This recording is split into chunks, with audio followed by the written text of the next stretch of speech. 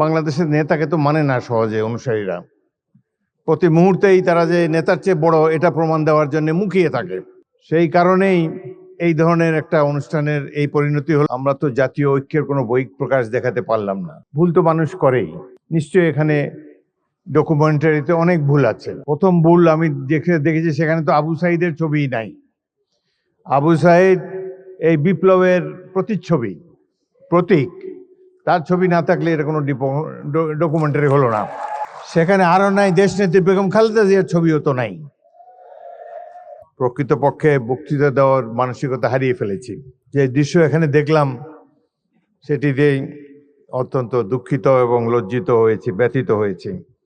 সকালটা ভালোই কেটেছিল, টেলিভিশনে দেখেছি জুলাই জাদুঘর উদ্বোধনী অনুষ্ঠানটি।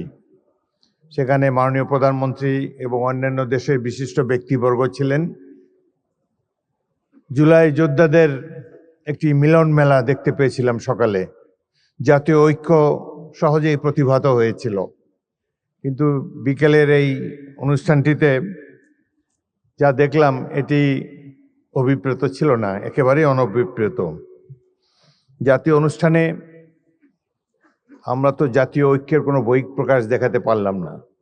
ভুল তো মানুষ করেই। নিশ্চয়ই এখানে ডকুমেন্টারিতে অনেক ভুল আছে। প্রথম ভুল আমি দেখেছি সেখানে তো আবু সাঈদের ছবিই নাই।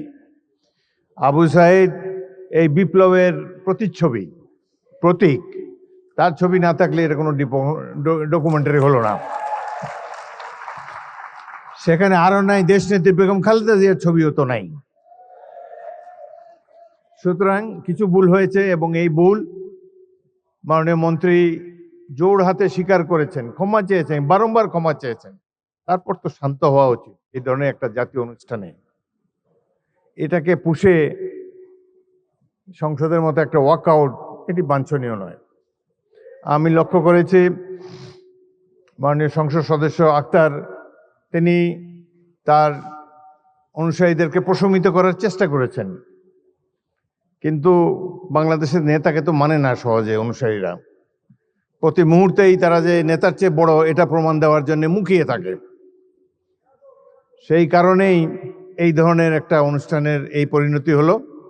এখানে যারা বিদেশি বসা ছিল, আমি মনে মনে চিন্তা করছিলাম যে ইংরেজিতেই ভাষণ দেব, বিদেশিরা দেখুক 16 বছর আমরা কিভাবে কাটিয়েছি, কিন্তু তারা তো চলেই গিয়েছে। যাই হোক, জাতীয় অনুষ্ঠানে এই ধরনের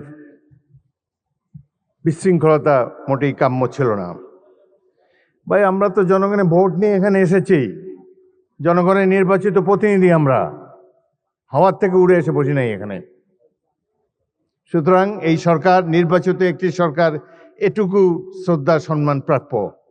ভুল তো আমরা করি, আরো হয়তো সামনে আরো ভুল করব, সেই ভুল করলে তার জন্য মাসুলও দেব, কিন্তু সবাই মিলে ভুল সংশোধন করতে চাই। সকালের অনুষ্ঠানটা একটা চমৎকার একটা অনুষ্ঠান ছিল। প্রফেসর ইউনূস নিচে বসেছিলেন, তাকে মাননীয় প্রধানমন্ত্রী ডেকে এনে সম্মান দেখিয়ে তার পাশে বসিয়েছেন, স্টেজে উঠিয়েছেন। এটাই তো আমরা কামনা করি।